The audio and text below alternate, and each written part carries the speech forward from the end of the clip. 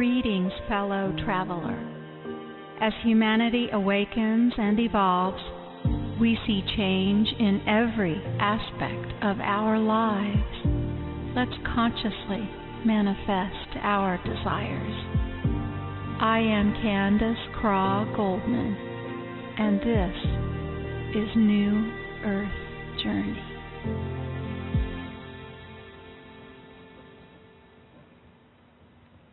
Welcome. This is September 29th, 2015, and we're nearly at the end of a very auspicious month. And I'm guessing if you are listening live, you've had an interesting month as well. And it's been especially interesting this last week with the gateways and the eclipse. So thank you for joining me. Tonight's show is going to be a really interesting one. I'm welcoming a friend and a colleague who lives in the state of Rhode Island. Elizabeth Desrochers is a shaman, a spiritual healer, an author, a Reiki master, a teacher, a master healer of Shambhala, 13D multidimensional healing. She's a certified QHHT practitioner, which is, of course, how I know her. And she's also certified in the art and science of clinical hypnosis. She's an NLP practitioner, a biofeedback specialist, and she's a teacher of healers, a gifted visionary with a unique ability to create wellness and joy with each person she works with. I've had the great pleasure of spending some time with Elizabeth in person in Arkansas during some QHHT training. And I'd like to mention that she's a person of great integrity and has a very large heart. And I am so happy that she's joining me tonight on New Earth Journey. Welcome, Elizabeth. Oh, Candace, thank you so much. It's a pleasure. You're such a sweetheart. You know, I know when we've been together in person, we've always sort of ended up sitting next to each other at tables and chatting away. And I just enjoy your company so much. And I'm looking forward to spending the next hour talking with you. Likewise. Thank you. I thoroughly enjoy being with you also. We just have way too much fun, huh? We really do. Well, what I'd like to do is, would you tell our listeners a little bit about, your beginnings? You have a very interesting story that has to do with welding and how it is that you woke up and got into this kind of business. So why don't you tell us a little bit about that, because it's really very unique. Yeah, it does. The Creator does put me in certain places, and it's really interesting. Well, about 20 years ago, well, maybe even more than that, because I'm old now, I was working as a welder in the power plant. I actually became the first woman welder in all of New England electric system back in the day. And it was about 20 years ago I was welding, and I fell and broke L4 and 5 vertebrae in my back. And it was at that time, I was out of work for 10 months. And doctors at Mass General couldn't help me. And they said, how about, you think about before we do surgery, because that technique had not been perfected. So they asked me to go home, think about it for a couple of days, and get back to them. And when I came back home, I found a shaman. And I was like, what the heck is a shaman? I didn't know what a shaman was. And it was a friend who had introduced me, and she said, you need to see my friend. She's a shaman, and she's going to help you. And literally, in a 1-hour session, this woman shook a rattle over me, sprayed some Florida water on me, and said, honey, can you get up? And I thought, this lady's nuts. I just about crawled into her office. And she said, I'll help you get up. And I'm looking around. I can move my body left and right. And I'm saying, she said, don't look too hard for the pain. And I got up and I said, lady, I don't know who you are, what you just did to me, but I got to learn that blank, blank, blank, because I had a truck driver mouth just like the rest of the welders in the power plant. She said, honey, first you learn no vocabulary, and then I will teach you. So this lady ended up being your teacher. She was my very first teacher, and now she's one of my very best friends. Mm-hmm. Elizabeth, Well, tell us a little bit about what that was like. Now that you teach this yourself, what happened to you on that table? What was it that she did that allowed you to get up and not have surgery facing you? How did that help? How did you receive healing from that? Well, particularly that day, at that moment in time, the healing that she had done with me is something we call psychic surgery. When the human body has a traumatic issue, the trauma gets locked into the cells. And I had, in a previous life, she identified that I had been speared with a lance, and she removed that spear. And because when I had fallen in this life, my cells in my body remembered the trauma from a previous life. And that's how she went in and did her psychic surgery, which is a special technique. I can't tell you that on the phone.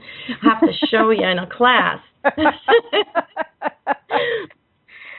So, Elizabeth, did she tell you that then, like that day? Did she tell you all of this, or did you find that out later, or what? Yes. No. She went into detail and told me what was going on, what happened, and she said, we don't typically like to tell people where the issue comes from, because if you have an affinity towards that issue, you're going to get locked into the story, and if you leave here and go home and start calling all your friends talking about the story as if it's something in the new soap opera, guess what? You're going to call it back to yourself. Yeah. So she said, but I know you're not going to talk about this again. And you know what? I haven't talked about it until just now. So wow. Okay, well, let's stop talking about that.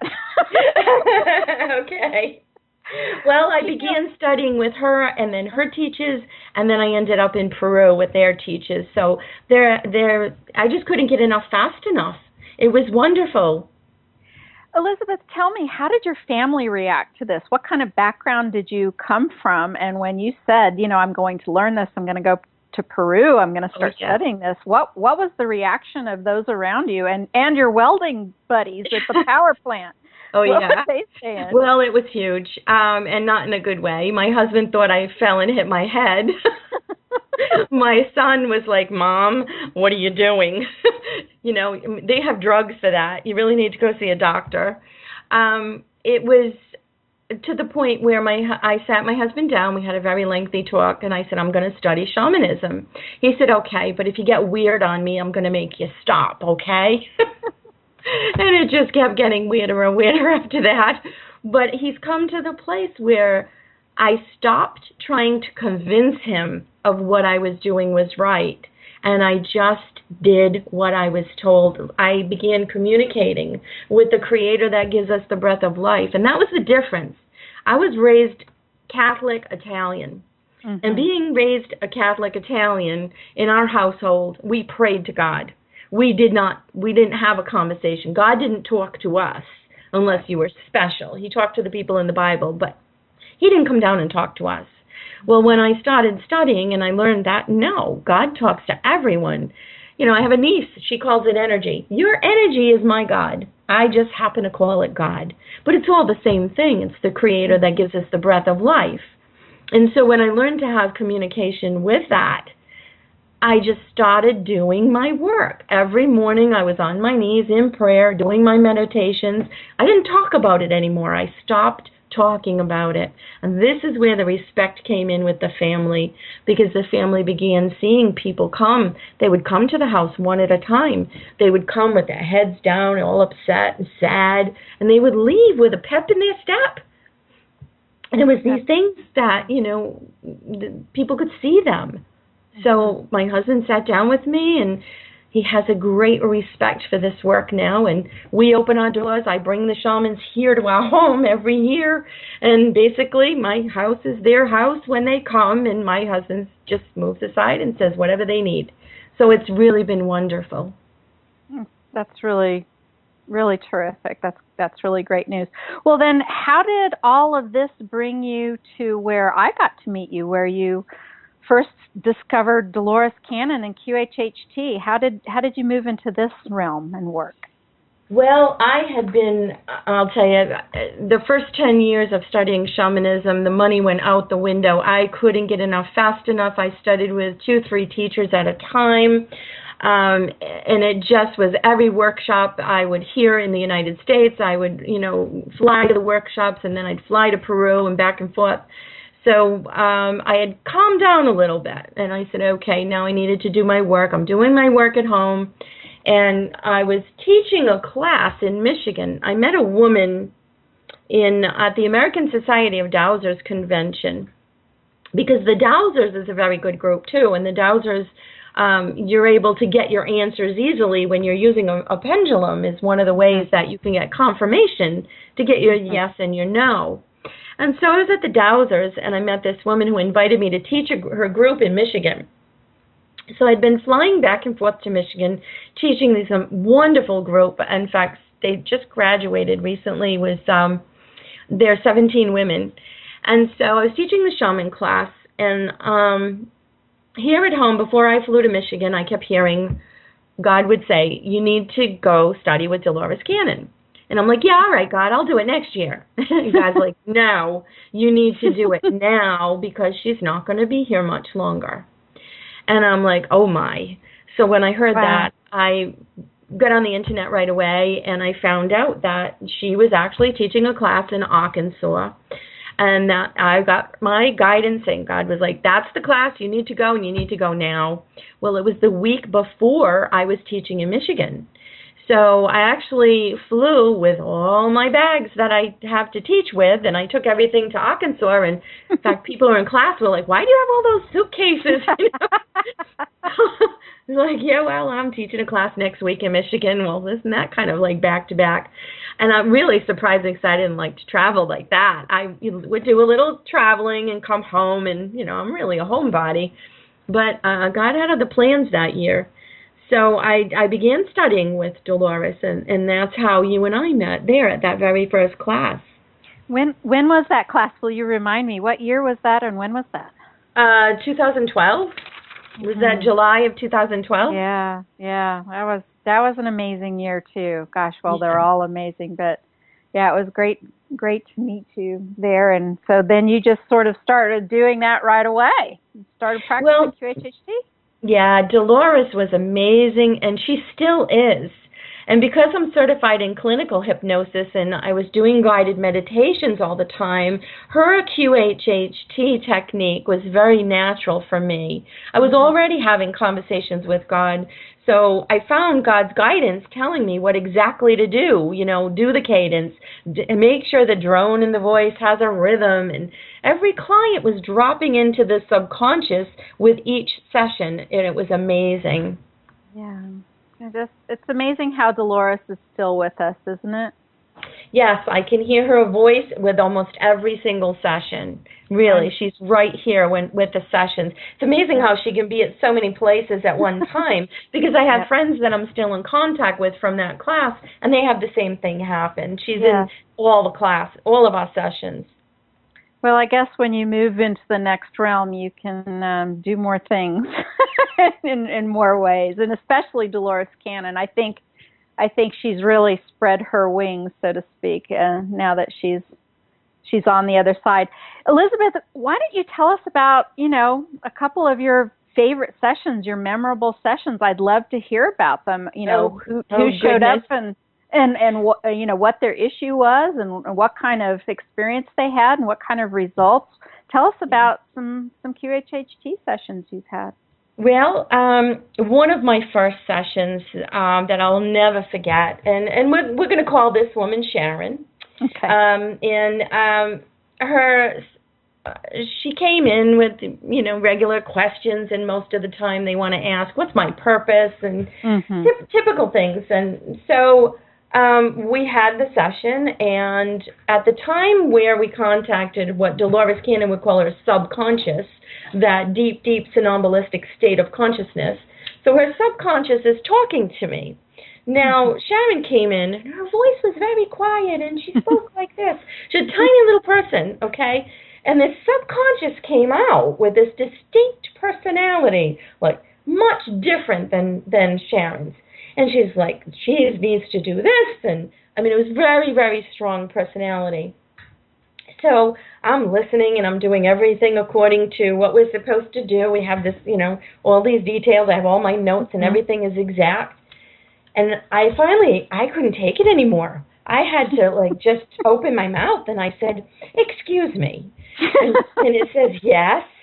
I said, "Do I have permission? May I have permission to ask a question, please, for myself?" I said, "Yes, we would be obliged to answer your questions." I said, "Who are you? Are you Sharon's subconscious? Are you my subconscious speaking through Sharon?"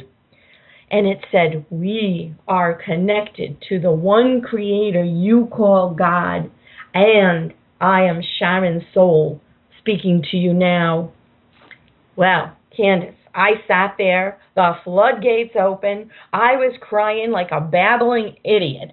Yep. And I could not contain myself. I was sniffling and snorting. I lost it. And all of a sudden it says, "Attention, attention, Elizabeth, you must compose yourself at once." So what was your client doing while all this was going on? The client was just lying on the massage table. I'm having this conversation with the higher self. She was not present. She was in her happy place. And so after the session, when the session was completed, I composed myself, took a few breaths, and they actually took over. I think Dolores might have been holding my hand through that one. And she got up and we talked, and in the post-session where we're actually dialoguing, I explained to her what happened. And she said, "I could hear you sniffling. I wondered what that was all about." So did she receive the knowledge or the healing that she came for, Sharon? Absolutely. Yes. Mm-hmm. Yes, all the time. The subconscious will often adjust something that a person's doing to make it easier for them to understand. Like in this particular session with her, they guided her to meditate while she was walking because she can't sit still. Mm-hmm. I've heard that one before. Yeah. I haven't heard that with other ones. This was just with this woman here. Mm-hmm. So many people say that. Do you have a lot of clients that say that? I know that I do. They walk in and they say, "I just can't quiet my mind. I just can't quiet my mind." Listeners out there should know that it is, I would say 90 to 95% of people who come in, clients, and talk about meditation and meditating probably say that in some form or another. It's just very, very common, and it really doesn't mean that you're doing it wrong. Exactly. But I tell you, what it means is you shouldn't just give it up, though, because it's just the way our minds work. And if your mind is busy like that, you just let the thoughts sort of go like clouds passing you by in a sky, but you don't give up. That's right. The key is you just let the thoughts come and go, but you don't give up. And some people, when they see the thoughts coming in, they just shrug their shoulders and say, "Forget it, I can't do this." And that's kind of the place where, perhaps you need to think about it in a different way. Yeah. So tell us about another session you might have had. Anything else? Any other? Oh yeah, it's not nice to have favorites, but I do have favorites. Oh, I have my favorites. This is I have a young girl. She was 17 years old, and in January, her mom called me because I had helped her sister. And so the mom calls and tells me about her daughter. She said, "You've got to help my daughter." And we go through the routine, and I ask, what's going on, and she explains to me that this young girl is out of school for 8 years when she had a panic attack, and doctors medicated her. She was on 3 meds, antidepressants, antipsychotic drugs, and anti-anxiety pills. And I was just hearing Dolores say, "Absolutely not. Don't work with anyone who has mind-altering medication because they won't be able to go in, and, just stay away from anybody with that kind of medication." And I was just about to say that and tell her, "No, I'm really sorry, I can't do that." And I heard loud and clear, my God saying to me, you must work with her. And I'm like, what? No, but Dolores says no. I'm doing this in my mind. And I heard it again, you must work with her. So I said to the woman, the mom, I said, I got to put you on hold. And I put the phone on hold, and I'm having a conversation with God, and God's saying, you must work with this girl. So I come back to the phone, and I said, listen, my teacher strongly advises not to work with anyone on mind-altering, medication, but I'm going to tell you, I'm strongly getting that I need to work with her. So I promise I will do my best. I can't make promises saying that what will come in the outcome, but I promise I will do my best. Well, the young girl comes into the room, and I meet her. She wouldn't even make eye contact, wouldn't even look me in the eyes. And I thought, oh, God, how am I going to build rapport with this girl who won't even look at me? And we had a little conversation, and everything I asked her, she said, yeah, no, yeah. She didn't give me any information at all. She had basically, I don't care. She didn't care what questions we asked or anything. So I said, well, why don't we just play a game? I said, I'm going to be asking you some questions, and you just pretend with me. Can we just pretend for a little bit just to see if it works? Because I'm not sure this is going to work, so let's just pretend. And we did. She immediately went into the subconscious. We had a beautiful session. She didn't have a past life or a no, life on another planet or anything like that? No, there was no past life. As soon as she relaxed, we got the signs that only the practitioners know what those signs are. She immediately went into the somnambulistic state of consciousness. At that point in time, she began talking, and it told her everything. It told her what she needed to do in school, how she needed to go back to school and do these reports and things like that. What's the word I'm looking for? They wanted her to write papers and submit them to the principal of the school and the guidance counselors. Long story short, that was January. She has since graduated school. She has a full-time job that she's had since she graduated school. She's off both medications and only down a half on one. Wow. And she wasn't even going to school, you said. She had been out of school 8 years prior. That's 8 amazing. years she had been out of school with that first panic attack. So she had like a panic attack at like age 9, and then the traditional doctors put her on all of these medications, and she stayed out of school and out of society this whole time, just being medicated. Exactly. Oh my gosh, what a waste. Yeah. Well, they actually, in one of her sessions, because she has come 4 times now, because she has a very strong connection, in one of her sessions they said she needed to be out of society for her to be in elevated states. She has some things going on in communication with, I want to say, highly elevated ascended masters. Wow. So in order for her to communicate with them, that she had to be out of school so she wouldn't have any judgment or any, it was like she wouldn't have any of the fears or anything in society. Sure. They said she's pure. She was pure now with her mind. And so now she's communicating with them on her own. That's so interesting. So what that really shows here, doesn't it, Elizabeth, is number one, medicating her wasn't really the right answer for her mind, but maybe the whole situation then is looked at in a different light and is actually part of the plan. Exactly.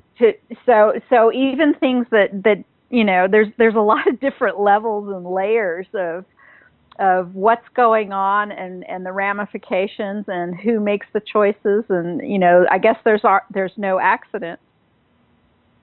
That's right. Yeah.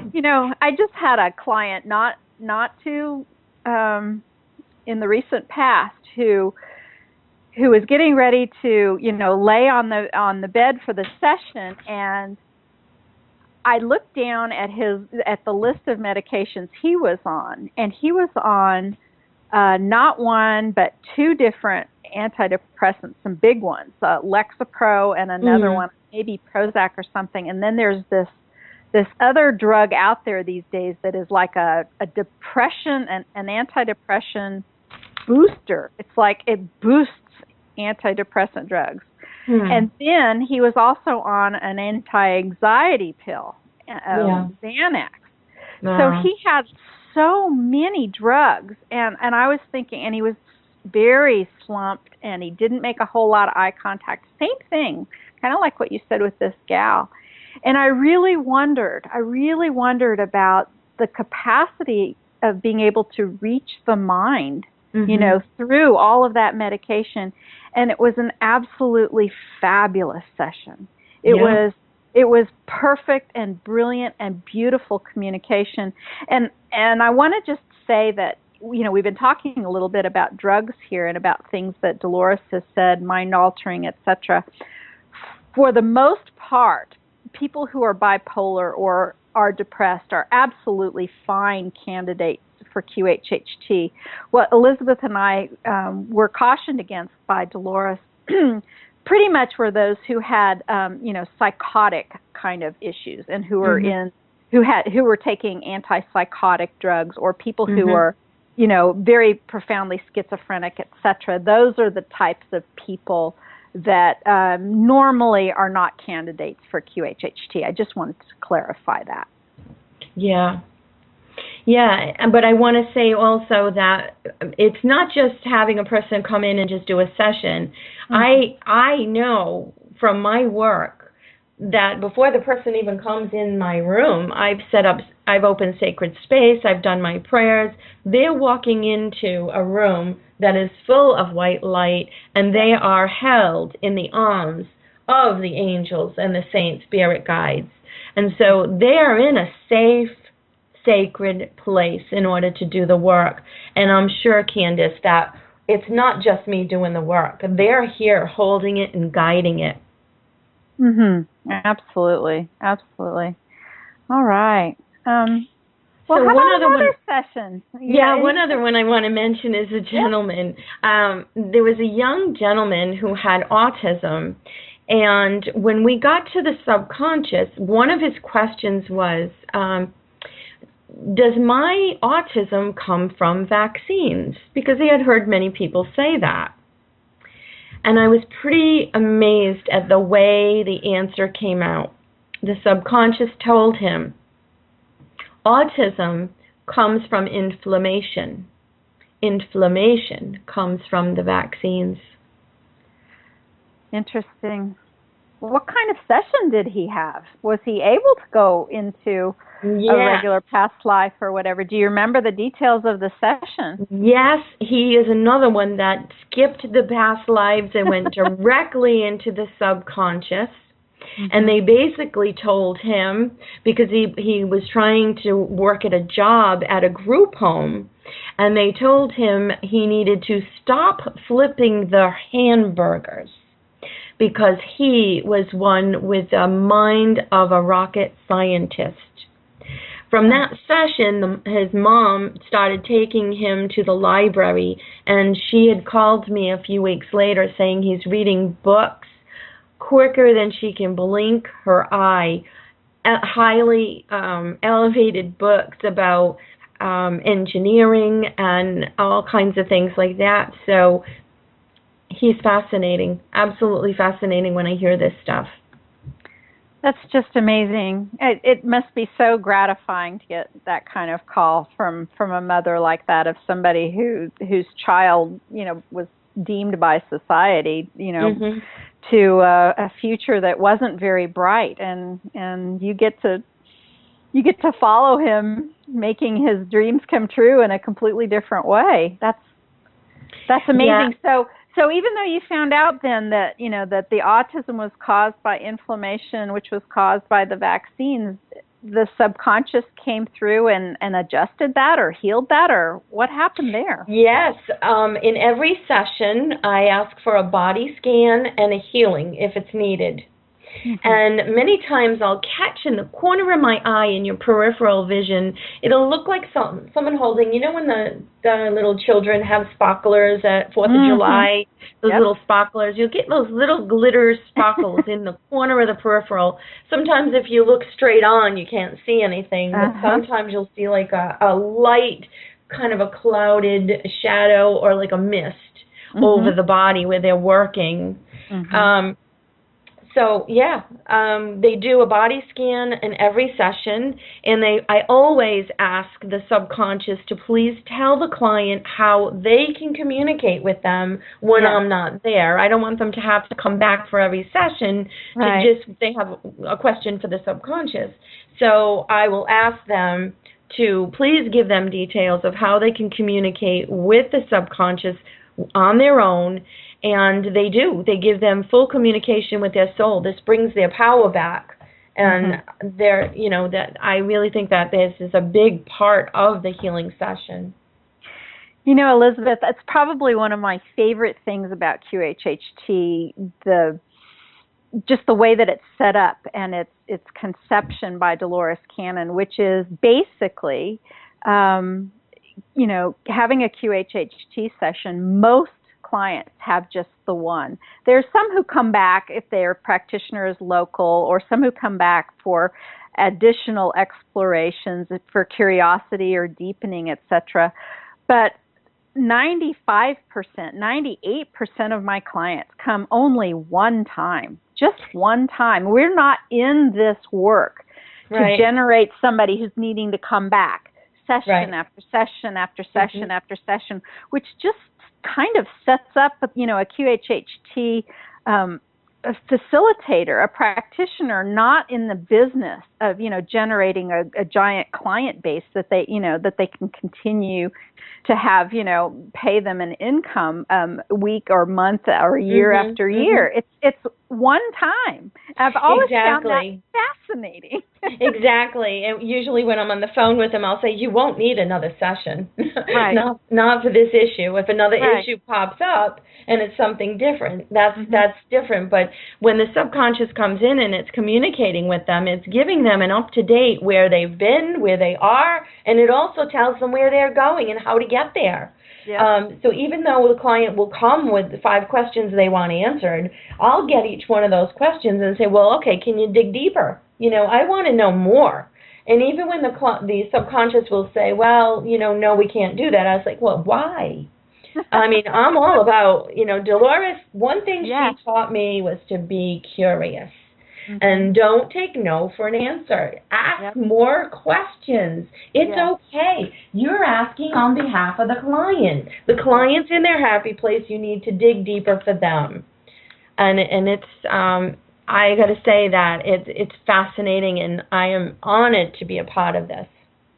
I am so honored as well, Elizabeth. You know what I've done? I set aside my own recording that I had with Dolores. I had a session with Dolores in 2008. I was the demonstration subject in that class in July in Fayetteville, Arkansas in 2008. And I set aside the session for a while.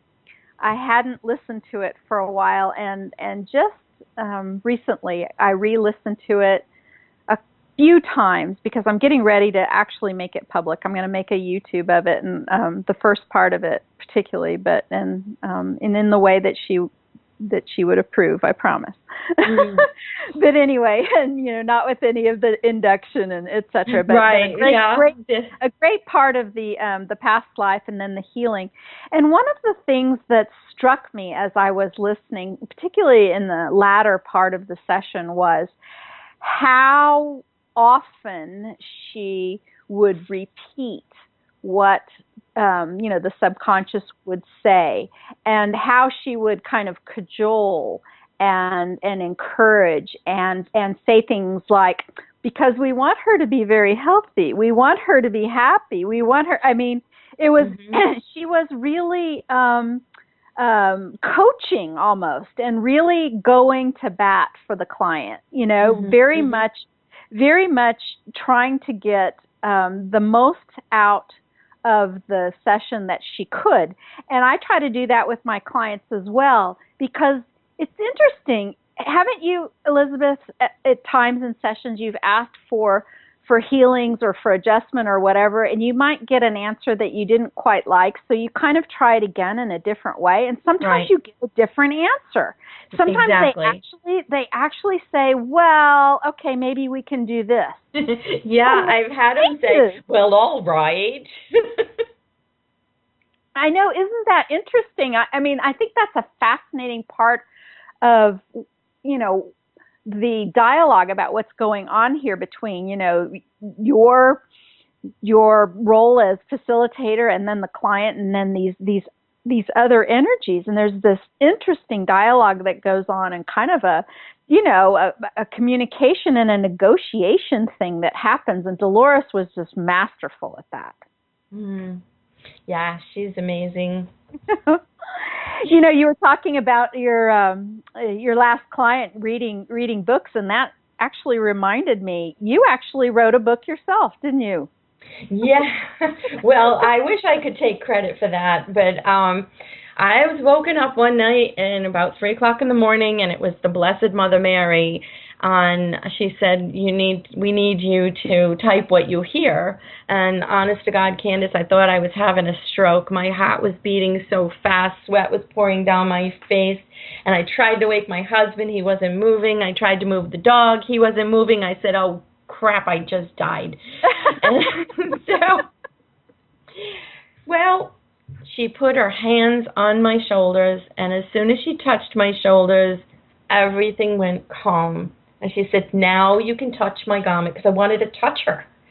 And her outfit was so soft. I will never forget the softness. And to this day, I am still searching for that dress. So she just... Wait, tell me what it looked like. Oh, my God. It was absolutely beautiful. And it had the round neck, and it was all gathered around the neck, and it was long sleeves, and it was pure white. It was pure white, and she had a covering on, like a blanket covering, but it was, that was like muslin, okay, the covering part. The underneath that, the garment itself, like the dress part, was softer. It was, all I can remember is my mom had sheets that were my grandmother's, and they were like a muslin, but it was like a linen, very, very, very soft, and when I got married, she gave them to me, but I put them in the washing machine, and they came out shredded. So that's how soft. Yeah, that's how soft they were. Well, Elizabeth, now hold on. I have some more questions about this. Okay. So were you sitting up in bed? What was this like? Help me make the scene for me. What's going on here? Well, she just was standing right next to my bed, and then she walked me. I got out of bed, and she walked me into my office and said, "You need to type what you hear." And that's the book, Ancient Wisdom.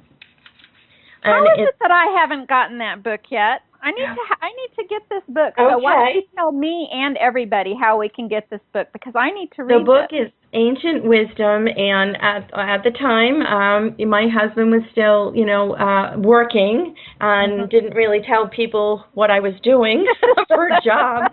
So Mother Mary gave me a pen name. So it's written by Elizabeth Rainbow Dancer. So it's Ancient Wisdom by Elizabeth Rainbow Dancer. And in the book, self-publish, or how did you get that out there? She had me go on the internet and find a publishing company, and I called them, and next thing you know, boom, boom, boom, it happened. Oh my gosh! So who's the publisher of your book? Balboa Press. Wonderful.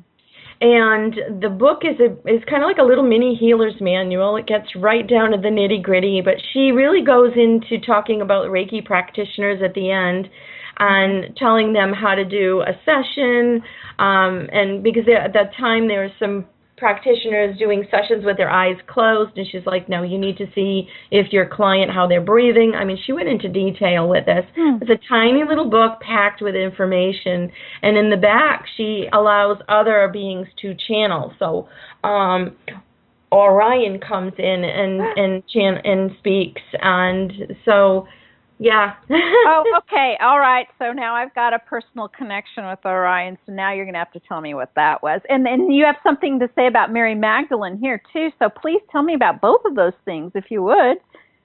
Okay. Well, I just typed what I was hearing. That's entirely the book. I wish I could say they were my words, but they're not. Even to the point where I read the book. When I read the book, it was like, who wrote that? So, literally heard. I just typed what I heard, and the book was born. It was 2 weeks. Because actually I had started writing a book many years before, and that book was of my life story, and that still hasn't been published. I'm still working on that because things keep happening, so I keep adding chapters. But that book is going to be out, and that one's called Elizabeth. But the ancient wisdom was literally Mother Mary. Just I could hear her words, and I typed what she said. So, but Mary Magdalene had come, and the Blessed Mother Mary, absolutely, she's amazing. In the book, Mother Mary tells me to gather the Marys, and she says that the word Mary meant healer back in the day when Mary Magdalene was teaching healing with essential oils in the caves.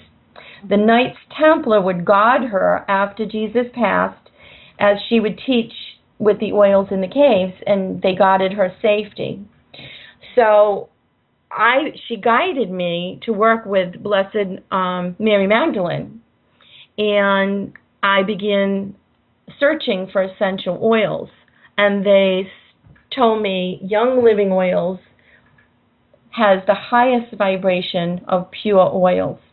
So I became a member of Young Living, and now, because of the FDA telling us we can no longer have the ability to tell people what oil to use for what issue, we don't want to cross any of those medical guidelines. So what I do now is I teach people how to dowse so they can find the appropriate oil. So it helps the person not only bring back their power, but helps them find the right oil for the right issue, and it also helps solidify their intuition. Mm-hmm. So Mary Magdalene also guided me to a group, and she had me go to the Dowsers Convention, and I was at the Dowsers Convention, and I met a woman there, Mary Hardy, and Mary Hardy is the head of the Sisterhood of the Emerald Fire. The Sisterhood of the Emerald Fire is a group of women from all over the world who go to Michigan and meet with Mary Hardy's group, and they all work with the oils, and they are healers from all over the world. So Mary Hardy invited me there to go teach the women, some of the women, my shaman class. Mm-hmm. And as a result of that, we are also becoming here in Rhode Island. We have a group here, and God calls us the Sisterhood of the Marys. So we're going to be linking up with the Sisterhood of the Emerald Fire and become a strong leg of that. So this is a group of healers who work with the oils and working for Mother Earth and all her inhabitants.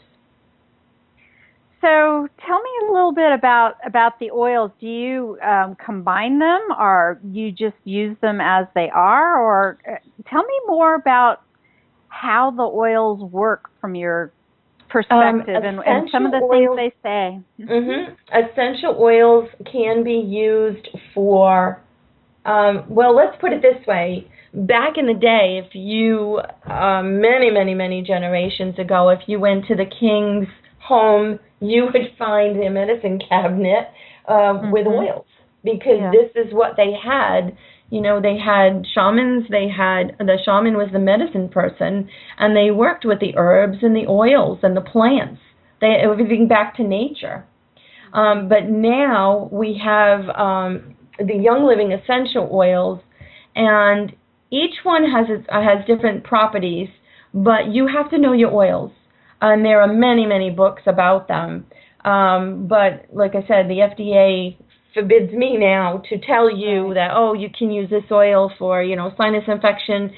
But years ago, there were I mean, and there's still books out there now. It's just that as a young living distributor, I can't identify which oil for what issue. But the people can, there's many, many books out there on it. One of the best ones is Connie and Alan Higley's book, Reference Guide for Essential Oils. There's a lot of essential oil desk references and beautiful, beautiful books. But you can put the oils, you can smell them. If you smell peppermint, will help you with nausea. If someone is nauseous. The FDA may be listening. You better not say okay. that. I'll take that one. So, but you can smell them. I'd actually like to ask about that. Is that directive that you just talked about? I mean, I knew that it was in place, but I mean, is that more recent than not? I mean, were you able we all got a letter saying, be careful what you put on your websites. You cannot make reference. But you know what? As a healer, I mean, all of the healers should know this. We cannot make a claim to cure, diagnose, or prescribe. I mean, that's a given. When you become a healer, when you do your first Reiki training, your Reiki teacher should tell you that. Mm-hmm. So we stay away from that. So the oils are used in a way where some of them, you mix them, you put them in little capsules, and you can take them internally. And others, you can just smell it. It will help you. There are some that you can put on your behind your ears, on your chest, and just breathe it in like a big vapor rub kind of thing. Mm-hmm. There's different oils for different things, and it's just reading in the books, read the details in the books, and douse it out to see what oil for what issue.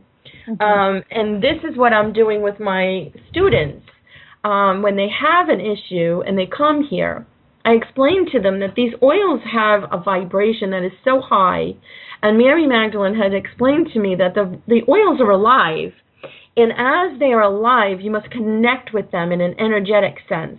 And when you connect with them, and you can do your dowsing to douse out which oil is best for you, even if you're going to take the oil and you say, oh, okay, I'm going to take 3 capsules a day for 7 to 10 days. Well, guess what? Before you put it in your mouth, you still need to douse it out. Is it in my highest and best interest to take this now? Because your vibration has changed from the moment you wrote that recipe down. Okay? So you want to be accurate on that. As soon as you're ready to take that oil or to work with that oil, you connect with it and ask God, is it in my highest and best interest to do this now? And you're going to get a yes or a no. And this is the best way for anyone to work with any medicines or any herbs or oils or anything. Have a connection, because this stuff is alive. Mm-hmm. So when you say make an energetic connection, can you describe that a little bit? How does one make an energetic connection with anything, in your opinion, or in your teaching? This is simple. For me, I call it the phone number to God. And like I said, hey, write that phone number down. I know it's 1, 2, 3. It's 1, 2, 3. Number 1, you make a connection to the Creator that gave you a breath of life. You can do that by saying, hey, God, it's me. It can be as simple as that. And for me, I just say, hey, God, it's me. And then I just do a Hail Mary and an Our Father. And then I imagine the white light coming down from the heavens, because it's that spark of light of creation up above, is that spark that created all of creation. So I go to that spark and I imagine that light. And as soon as I imagine grabbing onto that light, it opens the top of my head, my crown chakra. And that light comes in, pours into us from the inside, pours in, and it fills you up like a garden hose on top of your head of light. And it comes in, filling every morsel of your being, every cell of your body. And the excess comes out your feet and your hands. When it comes out your feet, you stream it into the center of the earth. And you plug in the center of the earth. There's a ball of light as bright as that spark of light in the heavens. When you plug in as above, so below, this creates a bubble of protection around you. When you're in that protective field, you have created a sacred space. Now you can have communication with that Creator and ask anything. This is your subconscious. This is your conscious. This is your somnambulistic state. This is your everything. You're in that bubble of protection. So when you ask in that moment, is it going to rain tomorrow? You're going to hear 1, 2, 3 seconds. You're going to have a yes or a no coming in. Second number 4, 5, 6, 7, 8, 9, 10. That is all your mind going, oh, what did my sister say? Did I hear that on the news? Okay? But the human brain isn't fast enough to give you information in faster than 3 seconds. So when you get it in 3 seconds, that's God talking to you. That's your energy talking to you, or your creator. Okay? Yes, so with that, you're setting it up. That's really interesting. You know, some of what you're saying here really harkens back to the QHHT technique itself. And when we talk to clients about allowing the first thing that comes to mind without analyzing it, without saying anything, because it's pure and it's unsullied by the mind. And that's just exactly what you've just kind of described right there. Absolutely. So when you have the oil, you can hold it at your solar plex when you're in that sacred space. Okay? So I say 1, 2, 3. 1 is connect to God. 2 is fill yourself with the light. And 3 is anchor that light in the earth.